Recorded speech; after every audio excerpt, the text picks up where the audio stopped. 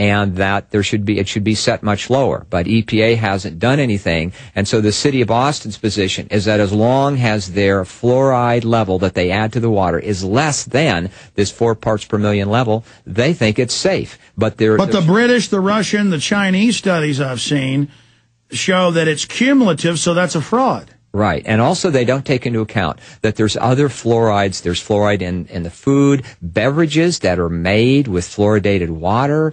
There's quite a bit of it in tea. People brush their teeth with fluoride-containing toothpaste, mouthwashes. There's some pharmaceuticals that some people take that have fluoride in it. There's Prozac. There's fluorinated pesticides, so there could be some on the fruit. Yeah, it's killing. And now they want to spray it. In fact, I saw that a few years ago, that a lot of the new pesticides are fluoride-based. It kills the bugs, and we sit there and eat it like fools. Yeah, because actually what we know, so there's a lot of fluoride exposure from different sources, and so the city of Boston doesn't take into account this wide exposure. Well, we know the lobbyists come in and pay them off. I mean, that's what's going on. I mean, they'll arrest you if you get caught dumping motor oil on the street, and you should be, but I'd much rather have motor oil going around than fluoride that's killing everything. I mean, fish can't live in tap water. Why are we drinking it? I mean, Doc, again, I'm no doctor, but why does a goldfish die in a matter of hours? Everybody should try this, and I don't think it's nice to be cruel to fish, but if it saves human lives, do it. In the 6th grade, you cut up frogs. I think the schools, if it's so good, ought to fill up a fish tank with fluoridated water right out of the tap there in the science lab, put a fish in it and watch it be deader than a hammer the next day, right next to clean water, say, out of a river with a fish in it. I think that, something simple like that, will finally get the message across. And the animal rights activists will say, don't kill goldfish. And whereas I don't enjoy killing goldfish, I've got one at my house that's 7 years old named Fluffy we're very attached to. If it'll save human lives, how are we going to then not hurt goldfish because it's cruel, but make everybody drink this?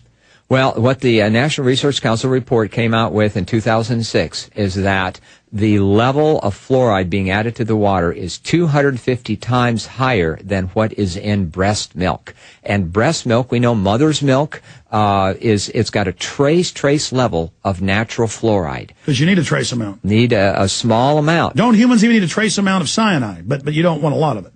Right, but the whole thing is that there's a very, very low level, and so what they're adding to the water is much higher, to 250 times higher than what is considered really safe. And actually, some of the researchers said that with babies, there is really no safe level of what's in the water. Well, that was my next point, Doc. When I go to Babies R Us, it's all give your kids fluoride pills, buy the fluoridated water for your baby. And all the studies I've seen say it's 3 to 4 times worse for kids' brains and bones than it is for adults. So is that what you're getting at? Is it's really bad for kids? Yes.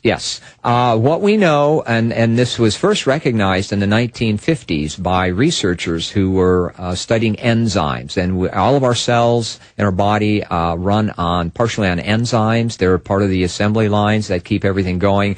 And fluoride poisons at least 62 enzyme systems in the human body. Unbelievable. 62. So it's an endocrine disruptor. Yes, and so some of the early opposition in the 1950s to fluoridation were the biochemists researching enzymes because they knew that fluoride was a powerful poison that interfered with enzymes in the body. Oh, and as soon as that research came out, put it in the water. The Rockefellers just so happened to be eugenicists, but I'm sure, Doc, there's nothing to do with that. We should just trust them and drink it. Well, it is interesting that one of the fluoride compounds used in the manufacture of uranium is uranium hexafluoride. It's a catalyst. And so that was one of the ways that this kind of links back to the Manhattan Project. Uranium hexafluoride, it's got 6 fluorine atoms in it.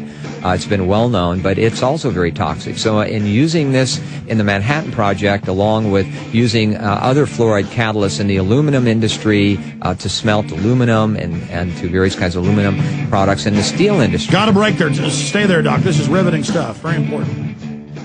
Colablue.com is the premier atmospheric water generator. Grabs the moisture right out of the air, 7.5 gallons a day with their smaller unit. Very affordable, then passes it through 7 filters, including carbon and reverse osmosis, neutral pH, no pollutants or toxins, Absolutely the best water you've ever had. Literally, drink it. 800-691-6043, 800-691-6043, or ecoloblue.com. How do you spell that? ECOLO blue.com. ecoloblue.com, or banners up on Infowars.com and prisonplanet.com. We have Dr. Neil Carman. He's a biologist and also a chemist in here with us, and he's fighting locally to expose how deadly poison fluoride is and the other varieties. You know, I'm reading on here, Doc, and it's saying what's in the stuff they put in the Austin water, and you just got a tour after months of trying of the facility. You're staying, some of our folks were in there as well. H2SIF6, I guess, is the formula, hydrofluorosic acid, but then that itself, I'm told, is a bunch of different things. Right. It's only one of the compounds. There's actually three forms of fluorine in there. There's the hydrofluorosilicic acid, which is the primary fluoride the city is seeking. There's also some elemental fluorine, and there's hydrofluoric acid, and then there's heavy metals, lead, cadmium, chromium, beryllium, barium, and then there could be other trace impurities. And one of the concerns I have, based upon what the EPA says about the phosphate rock in Florida, is it's known to contain radionuclides, including uranium and thorium. That's on the... Well, that's where they mine it, is out of the... phosphate rock. Yeah. There's a huge deposit of phosphate rock in Florida, and it has a lot of impurities in it. Fluorine is just one of the impurities, but there's also... And they don't even purify this. That's what the other doctors have said, and the EPA people I've had on admit that they call it fluoride. Oh, we fluoridate, but really they just take the toxic waste of all these industries and just put it in our water. Well, the city claimed to us that there is some kind of distillation or filtration, but they don't, they haven't supplied any documents as to what that is. I know that the company they buy it from, it basically is just kind of like a warehouse to, store the chemicals and sell them, Lucier Chemicals. But Mosaic, I don't know what they do, but it's possible that it's just basically directly sold. It's brought here in a large tanker truck.